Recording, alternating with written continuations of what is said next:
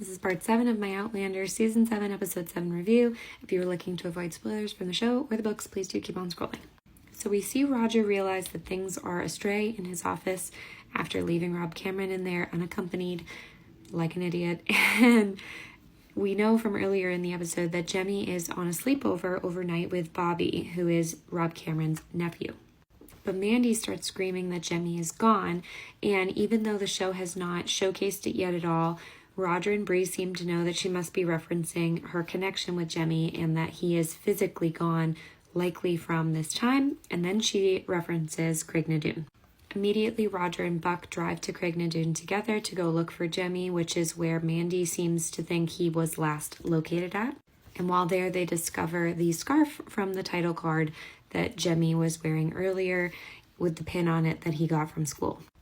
In the books, it's less of a discussion than I think we're going to have in the show about going back through the stones. It's pretty much an immediate decision that Buck and Roger make that they are going to go back in time to try and find Jemmy.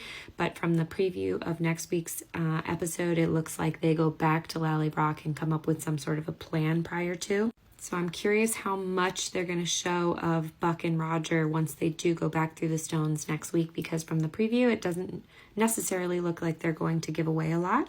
And back at the battlefield, we see poor William standing over Sandy Hammond's body, and his men are digging a trench to bury the dead, and it upsets him very clearly. But what upset me is that William's entire outfit is basically pristine. There's no dirt on it, there's no blood on it, and that is a major continuity error.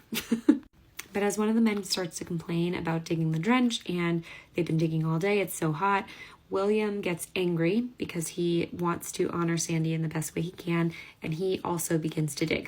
This is seen by Simon Fraser, and he ends up approaching William later, telling him that basically he'll never be the same after going through his first battle. He's changed now. The two of them quote this really beautiful quote, "Send thy men to battle and no such men return," which William then answers in home to claim their welcome, come ashes in an urn, which is obviously very ominous. And he in the books feels very guilty that he is just going to march away from Sandy's body and is unable to give him a proper burial or return him to his family.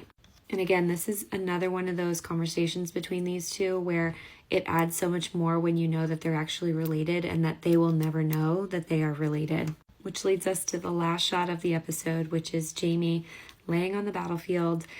Book readers know that this scene when Claire finds him is going to be epic. You see it in the preview for next week. I'm so excited for that scene.